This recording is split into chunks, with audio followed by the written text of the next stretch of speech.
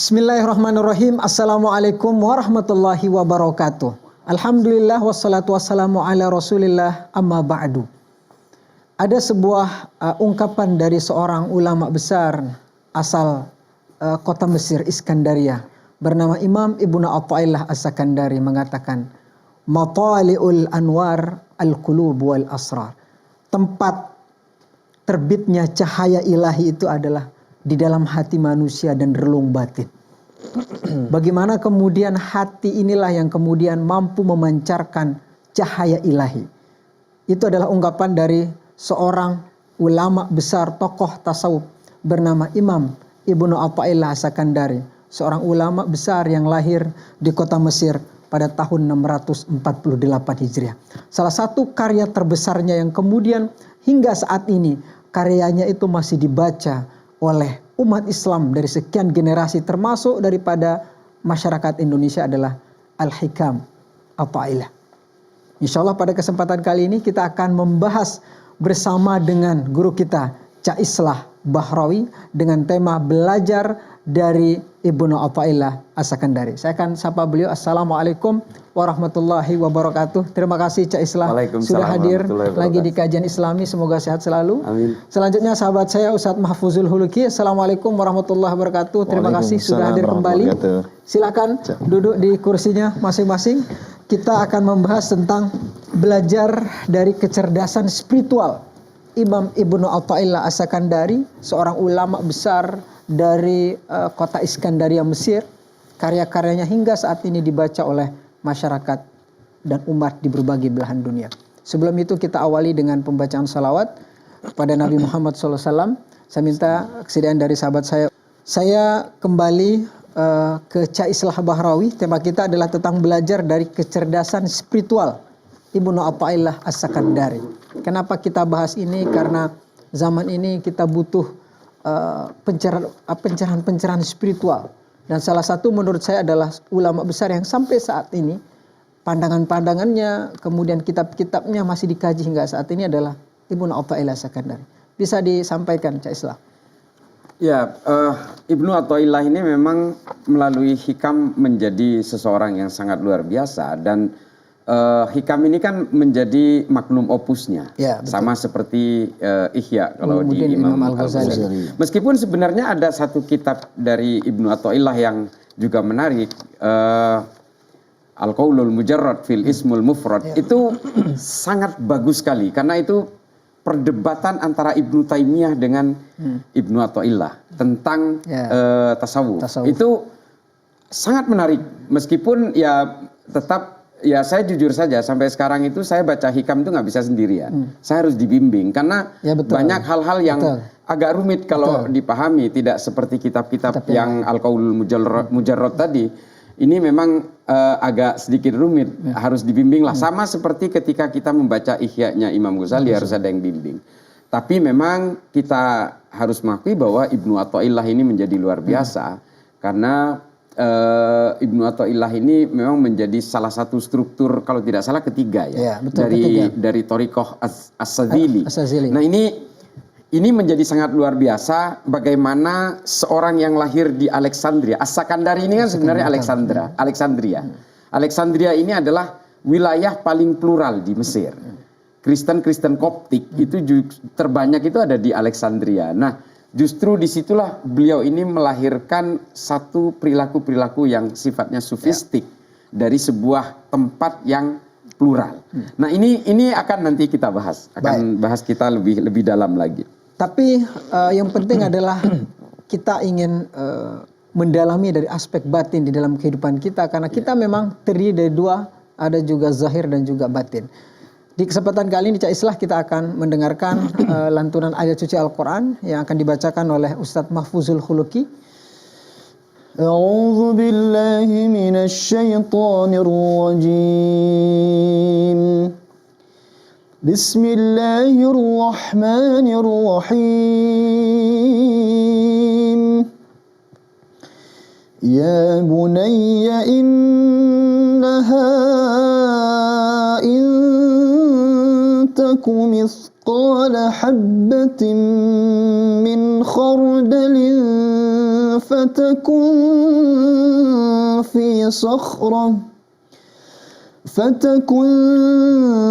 في صخرة أو في السماوات أو في الأرض يأت بها الله إن الله لطيف خبير يا بني أقم الصلاة وأمر بالمعروف وانه عن المنكر واصبر على ما أصابك إن ذلك من عزم الأمور ولا تصعر خدك للناس ولا تمش في الأرض مرحا إن الله لا يحب كل مختال فخور وقصد في مشيك واغضض من صوتك إن أنكر الأصوات لصوت الحمير صدق الله العظيم. Maha benar Allah dengan segala firman-Nya. Ayat ini memberikan penekanan aspek spiritual kepada kita dan kembali mengingatkan kita kepada sosok Imam Ibnu Athaillah Sakandari. Di Indonesia, Cak Islah, karya Syekh Ibnu Athaillah itu sangat fenomenal. Utamanya di lingkungan pesantren. Bahkan Kiai Haji Hasyim Muzadi itu sampai-sampai menjadikan nama pondok pesantrennya itu di Malang itu bernama Al-Hikam. Saking luar biasa ungkapan untayan-untayan yang ada di dalam kitab Al-Hikam yang memberikan semangat dan optimisme bagi masyarakat. Nah, sebelum nanti masuk kepada lebih sedikit daripada poin-poin spiritual yang ada di dalam kitab Al-Hikam atau yang disampaikan oleh Ibnu Athaillah Sakandari. Apa perlunya kita menekankan aspek spiritual yang digagas oleh Ibnu Athaillah Sakandari dalam konteks manusia modern saat ini, Cak Islah? Jelas sekali ya kalau kita ingin mengulik soal Ibnu Athaillah ini memang apa yang diajarkannya di dalam Hikam misalnya itu memang sangat kekinian sekali. Ya.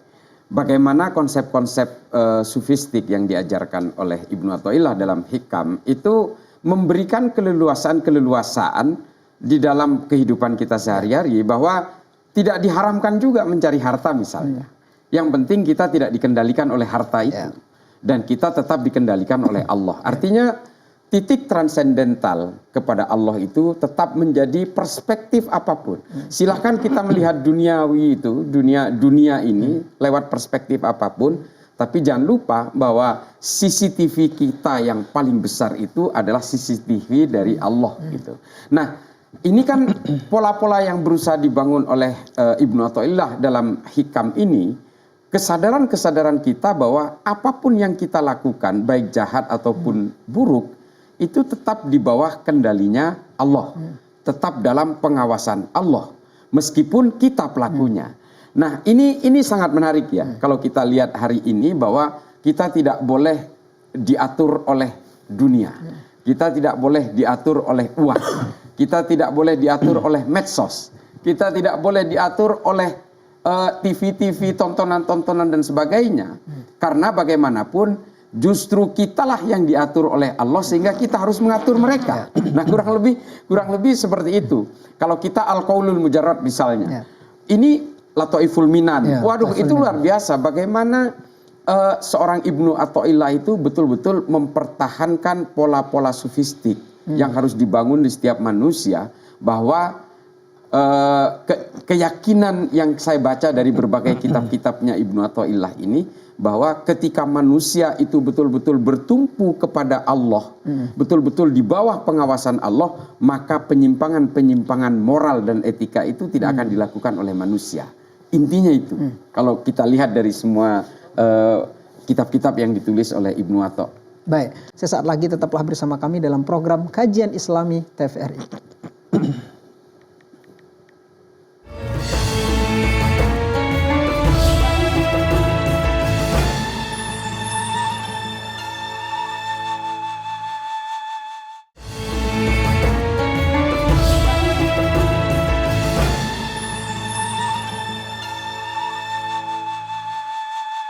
Terima kasih pemirsa, Anda masih bersama kami dalam program Kajian Islami TVRI.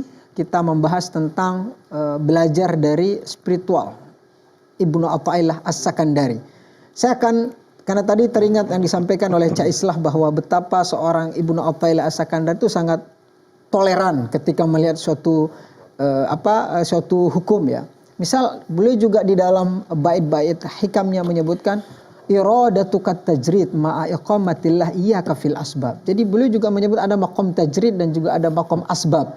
Jadi ada orang yang kadang tertukar, dia padahal posisinya maqam asbab, memosisikan dia maqam tajrid. Itu salah kata Ibnu Athaillah As-Sakandari. Ada orang yang padahal dia posisinya sedang mencari pekerjaan tapi kerjaannya ibadah mulu. Itu juga dikritik oleh Ibnu Athaillah As-Sakandari. Atau ada sebaliknya, orang duitnya udah banyak tapi dia lupa kepada dunia.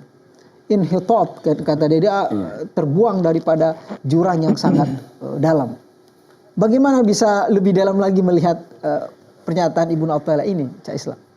Saya memang melihat ya ada satu keunikan tersendiri dari berbagai pemikiran Ibnu Athaillah ini. Misalnya bagaimana beliau memandang soal uzlah. Yeah. Kalau bagi beberapa tokoh sufi yang lain, uzlah ini adalah final. Yeah. Tapi ternyata Ibnu Athaillah membuat pemisahan, garis demarkasi antara uzlah dengan kholwah. Yeah. Nah ini kan artinya ada beberapa sisi teknis yang berusaha dijabarkan oleh Ibnu Athaillah. Jadi sufi itu, dunia tasawuf itu tidak berkesan menakutkan gitu. Yeah. Karena yang ada di gambaran orang ketika itu, orang-orang sufistik ini pada masanya, pada masa Ibnu Athaillah ini hidup gitu ya, pada abad ke-13 sampai awal abad 14. Ini sejaman dengan Ibnu Taimiyah. Dunia tasawuf ini adalah dunianya orang gila. Dunia yang kelompok-kelompok yang seolah-olah betul-betul ingin menjauh dari peradaban. Maka kemudian Ibnu Athaillah menjawab itu semua dengan membedakan antara uzlah dan kholwah itu. Belum lagi kita berbicara tentang sebenarnya konsep yang ditawarkan oleh Ibnu Athaillah ini kemudian mengilhami banyak pemikir-pemikir kalangan filsuf-filsuf modern ya. Terutama tentang yang disebut dengan equilibrium konsep, konsep keseimbangan. Jadi antara duniawi dan dunia teologi itu betul-betul dibuat seimbang tanpa harus saling mengalahkan satu sama lain. Ini yang membuat pemikiran dari Ibnu Athaillah ini menjadi unik dan mudah diterapkan di dalam situasi seperti sekarang ini di tengah kepungan berbagai hal-hal yang bersifat eksternal, intercept berbagai godaan duniawi dan sebagainya. Pemikiran-pemikiran Ibnu Athaillah ini menjadi sangat populer memang. Saya sepakat kalau hikam ini kemudian menjadi magnum opus dan banyak dipelajari hari ini di berbagai kampus dan di pesantren. Saya waktu pesantren nggak mempelajari ini, belakangan yang saya mempelajari hikam dan itu pun saya harus dibimbing sepertinya karena banyak sekali majas-majas yang saya tidak paham di dalam kitab hikam itu. Baik. Dan juga beliau sangat concern kepada tasawuf. Tasawuf itu kan bagaimana jalan mendaki atau mendekat kepada Tuhan. Ya. Dan diajarkan oleh Ibnu Athaillah itu bagaimana step-stepnya melalui kitab karya hikam. Selanjutnya adalah tentang pentingnya ilmu spiritual ya. Spiritual dalam arti upaya untuk mendekatkan diri kepada Tuhan di era digital saat ini. Istilah di tengah orang haus, spirit jiwanya itu kering gitu. Jadi dia tetap kembali, makanya kajian-kajian tasawuf di era sekarang saya melihat itu menjamur Islah. Bukan malah semakin dulu mungkin ada menganggap kajian-kajian tasawuf itu nggak perlu. Malah justru sekarang semakin naik ya di media sosial, di platform-platform digital. Sebenarnya begini ya, kalau kita ada literatur lain yang kita juga harus baca sebenarnya. Tulisannya seorang ahli sosiopolitik seperti Francis Fukuyama tentang identity. Ya, itu tentang identitas. Manusia ini kemudian banyak mengalami hal-hal yang bersifat krisis identitas atau over identity. Ada orang yang merasa bahwa identitasnya dia itu menjadi supreme, menjadi superior luar biasa. Ada yang merasa inferior. Aduh, apalah saya gitu. Saya ini kan hanya orang rakyat jelata sehingga kemudian dia menjadi inferior, merasa rendah diri. Nah, di tengah kehidupan yang serba kompleks seperti hari ini, konsep-konsep tasawuf dari Ibnu Athaillah ini menjadi sangat penting. Yang unik dari polanya Ibnu Athaillah ini adalah menempatkan taubah di awal dari marhalah, dari fase-fase tasawufnya itu. Jadi taubat itu justru ditempatkan di awal. Biasanya konsep tasawuf dari orang itu, taubah itu ada di akhir gitu. Sehingga dia akan menjadi seorang yang salik, menjadi orang yang meniti tasawuf gitu. Nah ini justru di awal, kamu kalau mau berkenalan dengan tasawuf, kalau mau berkenalan dengan hal-hal yang bersifat sufistik, kalau ingin menjadi seorang salik, maka kamu harus awali dengan taubah dulu. Nah ini yang kemudian memberikan ruang awal kepada orang ketika orang itu merasa kering hidupnya, dia merasa tidak menemukan Tuhan selama ini, karena dia berangkat dari keluarga yang sangat lepas misalnya, sehingga banyak orang itu merasa menemukan Tuhan itu terlambat. Nah kekeringan-kekeringan orang yang merasa menemukan Tuhan terlambat itu akan sangat relevan kalau dia ini menemukan dunia spiritualitas itu dari konsep Ibnu Athaillah. Karena Ibnu Athaillah itu membangun konsep spiritual itu secara equilibrium tadi. Jangan tinggalkan hartamu, jangan tinggalkan duniamu, jangan tinggalkan pekerjaanmu, tumpuklah hartamu sepanjang hartamu tidak mengendalikan hidupmu. Karena kamu dikendalikan oleh Allah, maka kamu harus mengendalikan hartamu itu ke jalan yang benar, diridhoi oleh Allah. Nah ini konsep yang sederhana, tanpa orang harus menjadi compang-camping, tanpa harus orang itu berusaha memaksakan diri seolah-olah karena saya harus mengingat Tuhan, maka saya tidak boleh ingat kepada uang, tidak boleh kepada kebutuhan, maka saya harus menjadi orang lapar, menjadi pertapa yang harus mati dalam kekurusan dan kelaparan, karena saya harus mati. Saya akan betul-betul bertemu dengan Tuhan kalau saya mati dalam keadaan lapar. Nah itu tidak diberikan oleh Ibnu Athaillah. Orang yang bisa menemukan Tuhan itu juga orang dalam keadaan berlemak. Orang yang dalam keadaan buruk, orang dalam keadaan kaya, dia juga bisa mati untuk menemui Tuhan dalam kondisi yang betul-betul dalam konsep spiritual yang tinggi. Orang bisa masuk surga itu juga dalam kondisi dia menjadi miliuner. Kurang lebih seperti itu analogi sederhananya. Nah ini menariknya dari Ibnu Athaillah. Lagi-lagi betul bahwa Ibnu Athaillah, Imam Ibnu Athaillah As-Sakandari itu sangat moderat sekali melihat tasawuf, yang mungkin dulu kita memandang tasawuf itu sangat jauh dari hingar-bingar. Bisa jadi kalau kita praktikkan konsep tasawufnya Ibnu Athaillah As-Sakandari, bisa jadi kita menjadi seorang manusia sufi di era modern saat ini. Bisa jadi orang tasawuf itu lagi pegang Facebook, lagi pegang Instagram, asalkan jangan lupa seperti tadi yang konsep harta, lagi-lagi yang mungkin selama ini banyak orang salah paham terkait dengan harta dalam pandangan Islam yang kemudian ditengahi oleh Ibnu Athaillah As-Sakandari. Apa sisi-sisi lain lagi yang kemudian Cak Islah Bahrawi melihat dari keunikan dari taruhlah cara mendekatkan diri kepada Tuhan tanpa meninggalkan identitas kemanusiaan?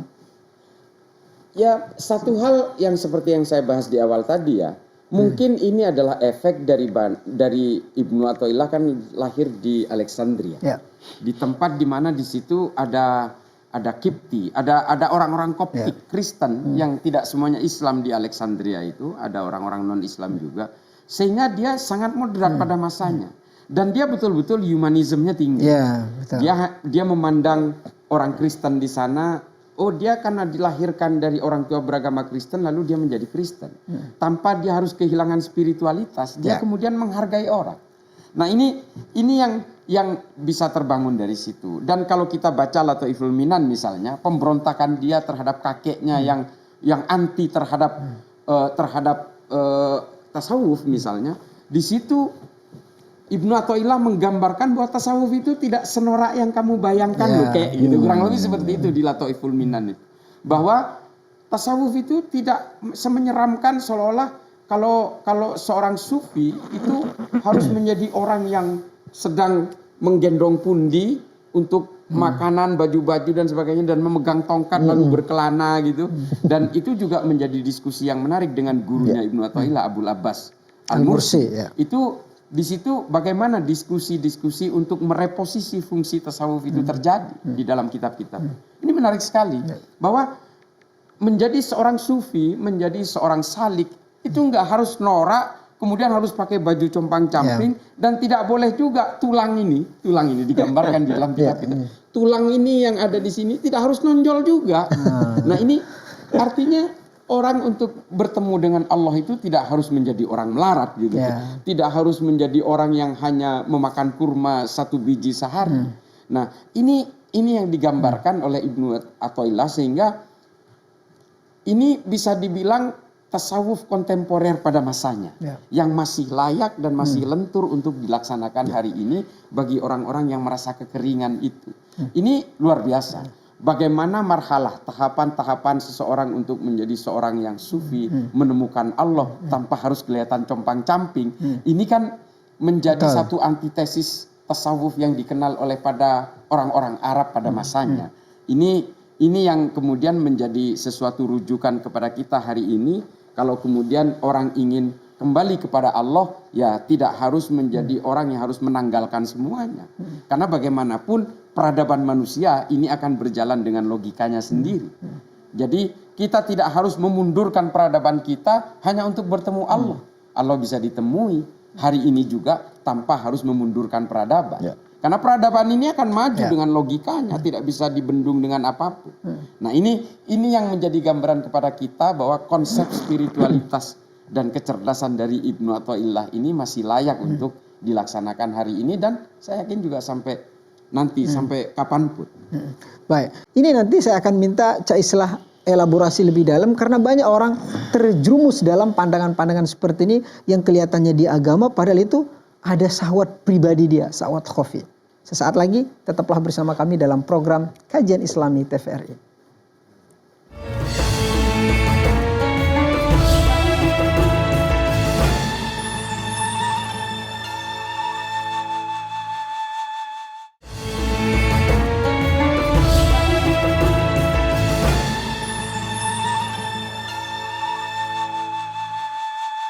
Terima kasih pemirsa, Anda masih bersama kami dalam program Kajian Islami TVRI. Kita masih membahas tentang belajar dari spiritual sosok Imam Ibnu Athaillah As-Sakandari.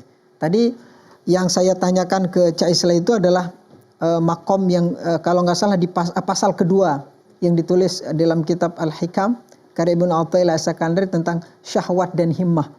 Satu sisi orang yang tadi kelihatan beribadah, tapi padahal dia sebenarnya sudah melakukan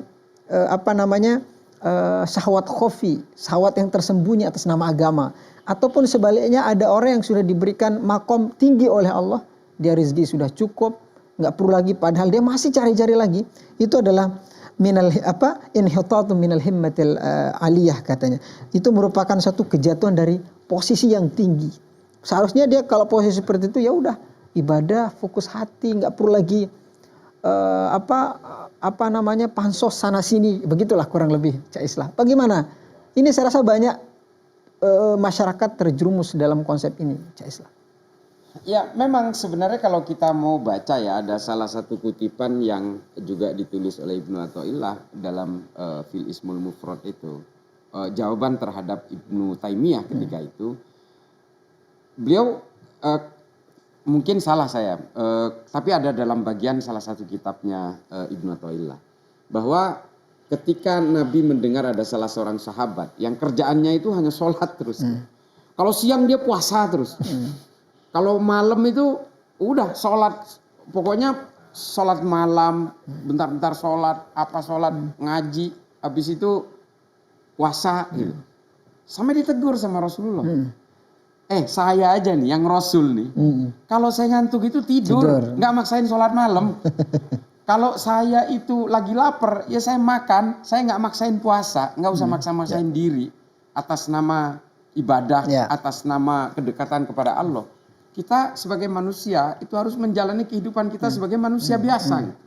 Ada kebutuhan-kebutuhan yang harus kita jawab. Yang tidak boleh kemudian kita tunda. Kebutuhan-kebutuhan yang sifatnya badaniah dan sangat fitrah gitu ya.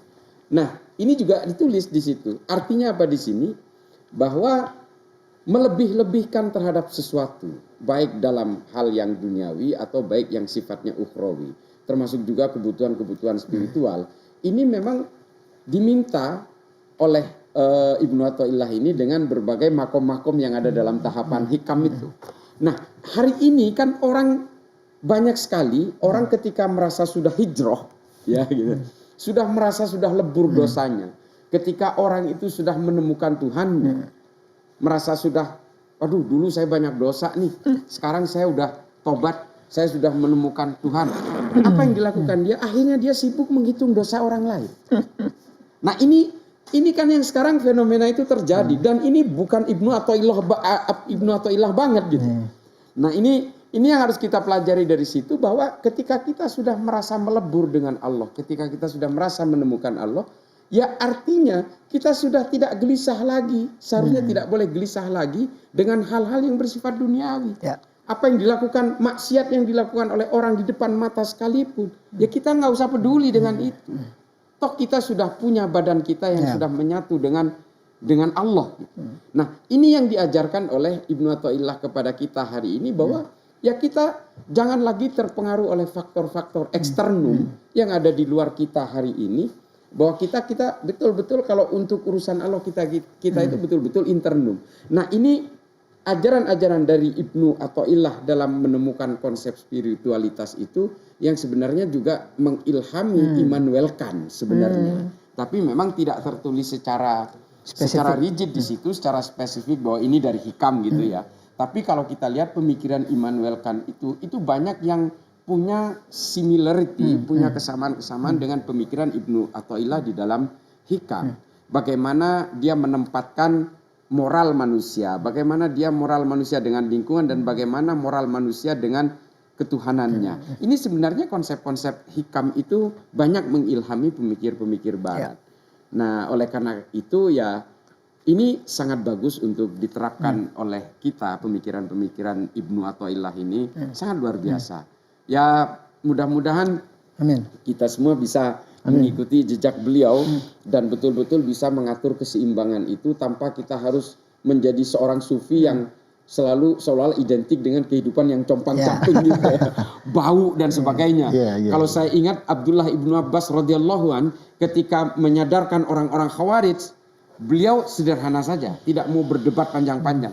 Cukup beliau pakai baju yang bersih dan harum, lalu kemudian datang ke orang Khawarij, tahu nggak? Kalian itu bukan ingin dekat dengan Tuhan kalian itu. Kalian itu justru mempermalukan Islam, kata Abdullah ibnu Abbas. Kenapa? Baju kalian bau, gigi, mulut kalian bau, badan kalian bau. Orang Islam itu tidak seperti itu. Orang Islam itu seperti saya nih, bajunya rapi, harum. Nah, itu adalah bagian dari inti dari bahwa Islam itu untuk menemukan Allah itu tidak harus menjadi orang yang sengsara. Baik. Nah ini inti dari ajaran Ibnu Athaillah itu. Baik. Bagaimana Ustadz Mahfuz, Anda melihat bahwa tasawuf kemudian spiritual di era sekarang itu selalu juga bersentuhan dengan kesehatan mental juga. Orang kemudian mencari jalan gimana sih supaya hati kita tetap bersih, gak ada pengharapan-pengharapan yang negatif kepada Tuhan, kepada takdir yang sudah ditetapkan. Anda apa melihat Ustadz Mahfuz terkait dengan fenomena-fenomena di lingkungan kita lah di ruang publik saat ini? Ya, memang dari sisi bagaimana kita memahami tasawuf ini ya, ini sangat penting ya untuk kita bisa lebih mengenal mengenal Allah, lebih mendekatkan diri kepada Allah Subhanahu wa taala. Tetapi terkadang fenomena di masyarakat pun gitu ya, terkadang ada sisi di mana mereka lagi semangat-semangatnya belajar ilmu tasawuf, tetapi terkadang ada beberapa teman-teman kita yang agak anti dengan tasawuf. Ini memang ya tergantung, mereka juga punya pandangan tersendiri ya tentang tasawuf. Tapi memang ajakan saya untuk teman-teman nih di luaran sana yang anak-anak muda terutama gitu ya, jalan menuju Allah itu banyak. Ya, untuk bisa mendekatkan diri kepada Allah itu banyak sekali. Katakanlah ada istilah banyak jalan menuju Roma gitu ya. Tetapi memang salah satu banyak jalan menuju surga. Menuju surga itu dia, Masya Allah, betul. Nah dengan kita menapaki jejak-jejak para ulama-ulama kita dulu, bagaimana bertasawuf ya, maka insya Allah lambat laun maka Allah akan turunkan ilmunya, Allah akan turunkan bagaimana untuk kita lebih maribat kepada Allah Subhanahu wa taala. Baik. Saya kembali Cak Islah. Saya tertegun lagi dengan pernyataan dari seorang imam Ibnu Athaillah Sakandari. Di pasal pertama justru ini mengkritik orang yang beribadah karena bersandar kepada amalnya. Katanya min alamatil i'timadi 'alal amal nuqsanur raja inda wujudiz zalal. Di antara tanda-tanda orang yang senantiasa bersandar kepada amalnya adalah nuqsanur raja min wujud inda wujudiz zalal. Dia kurangnya roja kepada Allah. Ibnu Athaillah padahal bukan amal itu, tapi rahmat daripada Tuhan, daripada Allah Subhanahu wa taala. Di mana orang sekarang beribadah berlomba-lomba mengukur saya masuk surga berdasarkan amal dan sebagainya. Itu kata Ibnu Athaillah dalam Al-Hikam itu adalah salah satu tanda dari nuqsanur roja. Kurang dari mengharap rahmat Tuhan. Padahal rahmat Tuhan itu salah satunya ya betul melalui amal, tapi itu bukan satu-satunya. Ya saya memang ini sangat unik dari pemikiran Ibnu Athaillah ya. Makanya saya sering menulis sebenarnya apa yang bisa kita ambil dari intisari di Hikam itu. Saya sering menulis bahwa jangan kemudian Allah itu diajak untuk bertransaksi gitu. Ya. Kan kita sering sekali bertransaksi lewat seolah-olah Allah itu adalah makelar dari sebuah proses transaksi. Kalau saya memberikan jariah kepada orang, maka nanti akan mendapatkan balasan yang berlimpah dengan harta yang jauh lebih banyak. Ini kan sama saja seperti kita mengajak transaksi terhadap amal-amal yang kita lakukan. Makanya kalau kita lihat di kitabnya di Hikam itu kan ada makom-makom yang bertahap. Itu ada taubat, ada syukur kalau nggak salah ya, ada tawakal, ada zuhud dan sebagainya. Ini kan adalah tahapan-tahapan bagaimana supaya mencetak kita itu tidak berusaha mentransaksikan itu. Nah ini yang paling menarik dari Hikam, dari Ibnu Athaillah ini adalah bahwa kalaupun kita ingin berbuat baik kepada orang, jangan kemudian seolah-olah ini adalah transaksi gitu. Bahwa ini adalah kewajiban kita yang dituntut oleh Allah, yang Allah juga menyaksikan bahwa kita sebagai manusia ini memang tidak bisa hidup sendiri. Nah kalau kita tadi episode sebelumnya membahas soal syukur, soal nikmat dan sebagainya. Ini kan sebenarnya Ibnu Athaillah banget. Orang yang gagal untuk mensyukuri apapun yang nasib yang sedang dijalani, maka orang ini akan menjadi orang yang jahat. Dan orang yang jahat itu artinya adalah orang yang keluar dari tuntunannya Allah. Nah, ini sama seperti analoginya begini. Orang hari ini maling, kenapa ranmor pencurian sepeda motor dan pencurian kendaraan bermotor itu turun? Karena maling takut CCTV. Ya kan? Iya, betul. Sekarang orang untuk melakukan pencurian, itu orang mikir dua kali karena takut CCTV. Nah, polisi juga demikian. Karena maling takut kepada CCTV, ketika terjadi proses pencurian, yang dicari pertama oleh polisi bukan malingnya, tapi CCTV. Nah, ini kan adalah analogi yang sederhana bagaimana kita menempatkan bahwa Allah itu adalah CCTV. Makom-makom yang dibentuk oleh Ibnu Athaillah dalam Hikam itu adalah dalam rangka membangun bahwa Allah itu adalah CCTV.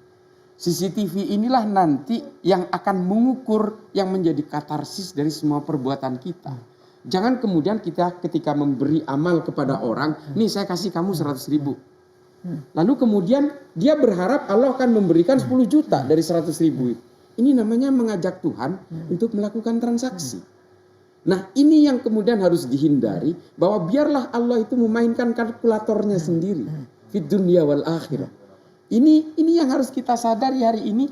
Jangan kemudian imbalan-imbalan itu harus dibuat berlipat-lipat dan berlapis-lapis dalam bentuk apapun yang datang dari Allah hari ini. Jangan. Pada akhirnya orang tidak akan mau berbuat baik kalau memang imbalan itu tidak datang saat itu juga.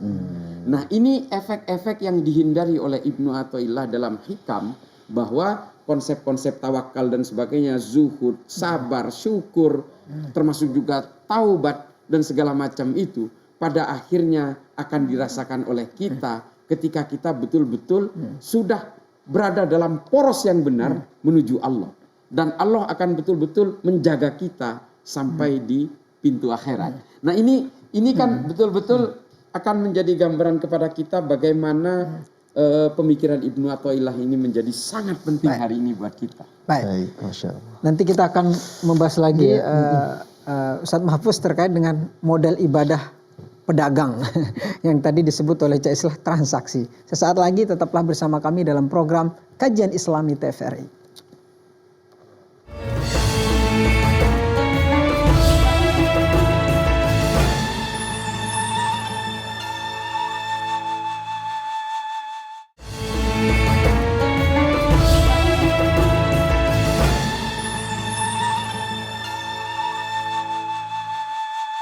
Terima kasih pemirsa, Anda masih bersama kami dalam program Kajian Islami. Tema kita tentang belajar spiritual dari Imam Ibnu Athaillah As-Sakandari. Kita banyak sekali dari tadi tertegun mendengar kalam-kalam, untayan-untayan hikmah dari Ibnu Athaillah As-Sakandari yang dijabarkan oleh Cak Islah Bahrawi.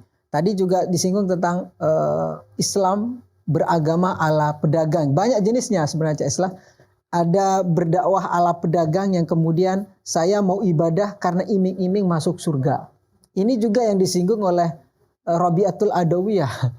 Kata Rabi'ah itu, ya Allah kalau saya ibadah karenamu karena semata-mata ingin masuk surga, jangan masukkan saya ke dalam surga, kata Rabi'ah.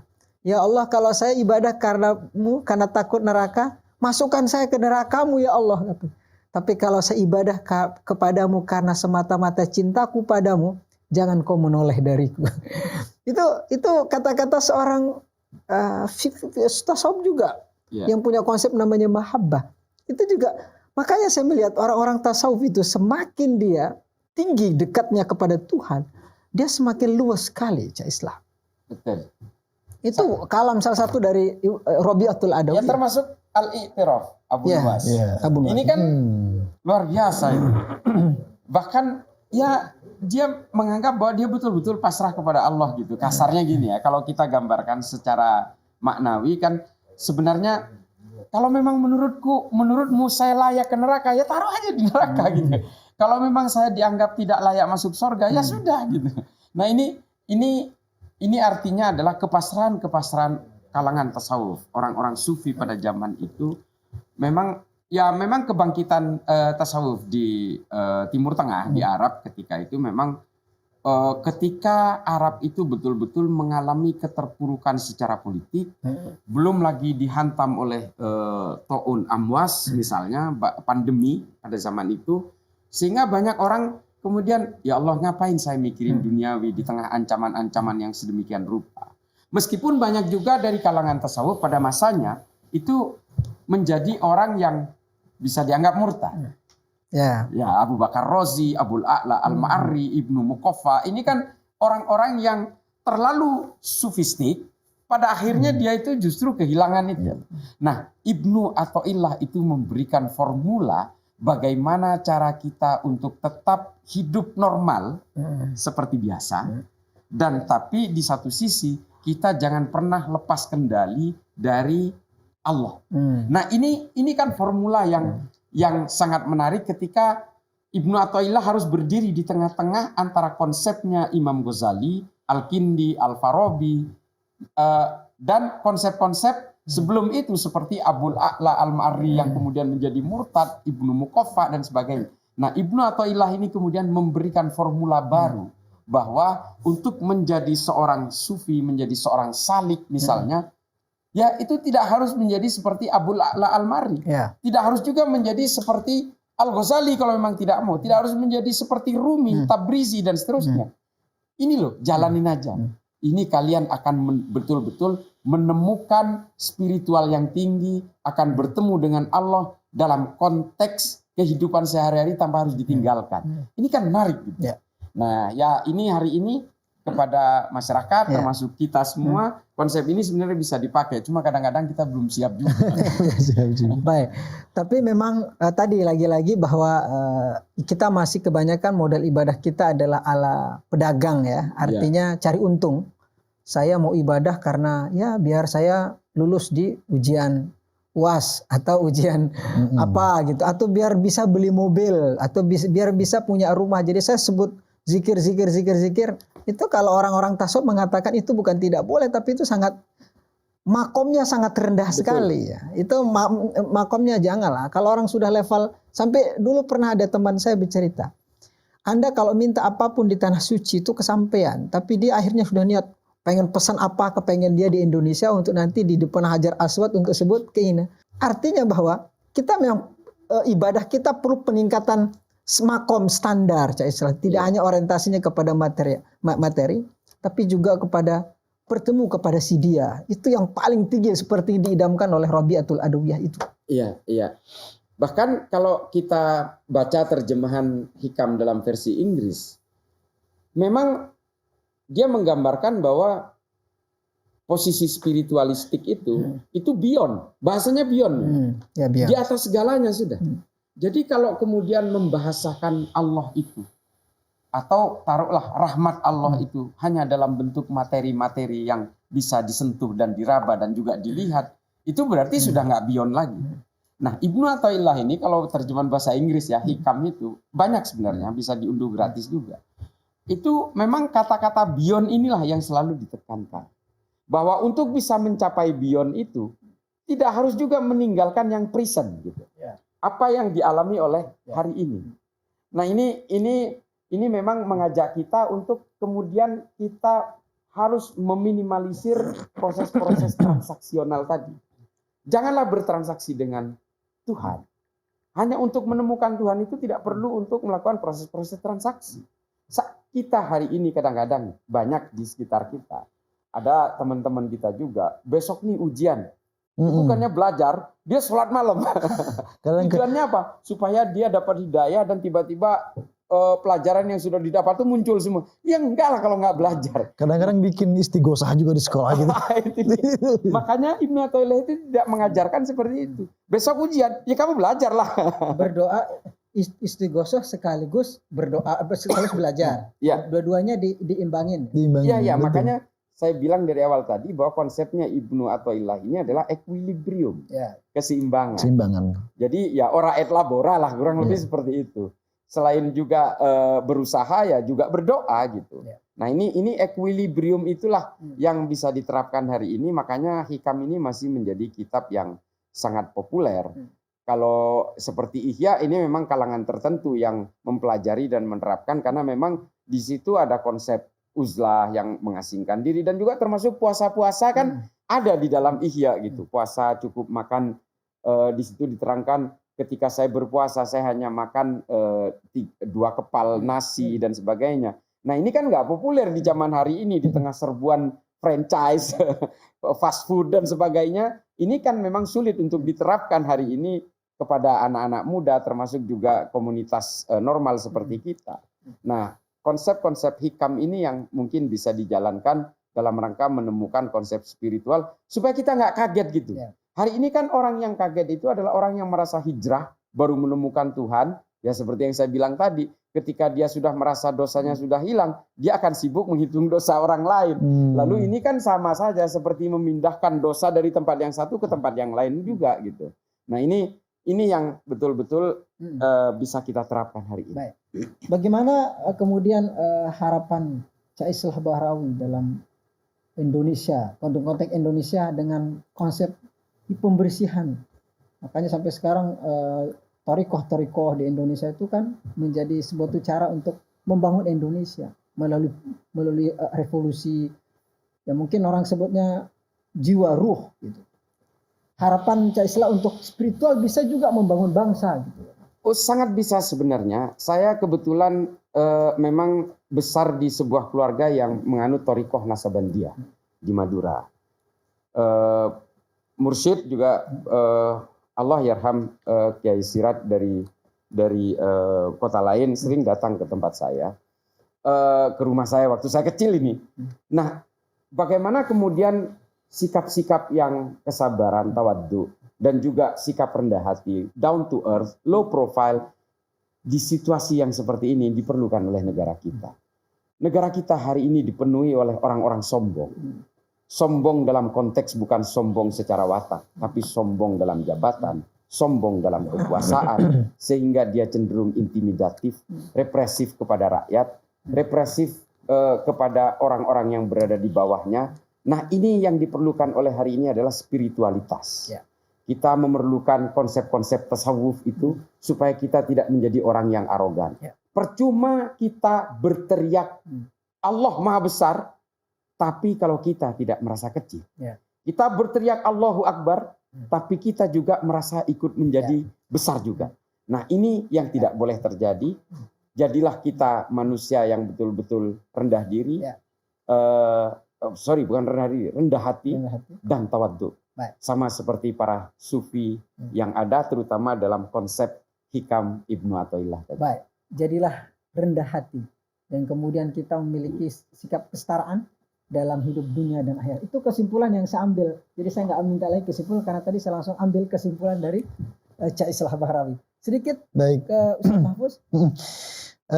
Dengan kita belajar bagaimana kecerdasan spiritualnya Ibnu Athaillah, maka akan melembutkan hati kita dan menambah ketawaduan kita kepada Allah Subhanahu wa taala. Saya ingin mengutip kata-kata beliau, bagaimana akan dapat terang hati seseorang yang gemar dunia ini terlukis dalam cermin hatinya, atau bagaimana akan pergi menuju Allah padahal dia masih terikat terbelenggu oleh syahwat nafsunya, atau bagaimana akan masuk ke hadratullah padahal dia belum bersih atau suci dari kelalaian yang di sini diampunkan dengan janabahnya, atau bagaimana akan mengerti rahasia-rahasia yang halus padahal dia belum taubat dari kekeliruan-kekeliruannya.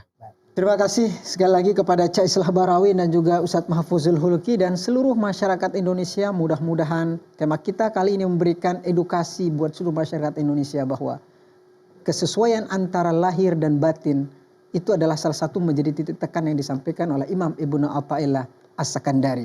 Dan juga saya akan tutup dengan ada hubungan dengan pandangan dari Ibnu Athaillah As-Sakandari dari Rabi'atul Adawiyah. Pernah suatu ketika ada seseorang yang kemudian ingin masuk surga karena amalnya. Lalu Rabi'atul Adawiyah datang membawa ember. Lalu ditanya oleh seseorang yang ada di situ, mau kemana bawa ember? Ternyata dia ingin memadamkan api karena banyak orang mau ibadah karena takut kepada neraka. Padahal kata Ibnu Athaillah Sakandari adalah engkau bisa dapat meraih surga Allah adalah dengan beroja, dengan berharap kepada Allah Subhanahu wa taala. Mudah-mudahan kita semua menjadi masyarakat yang sehat mentalnya, sehat jiwanya, kokoh ruhnya untuk membangun bangsa dan juga negara. Terima kasih, sekian, wassalamualaikum warahmatullahi wabarakatuh. Ilahi lastu lil firdausi ahla wa la aqwa ala naril jahimi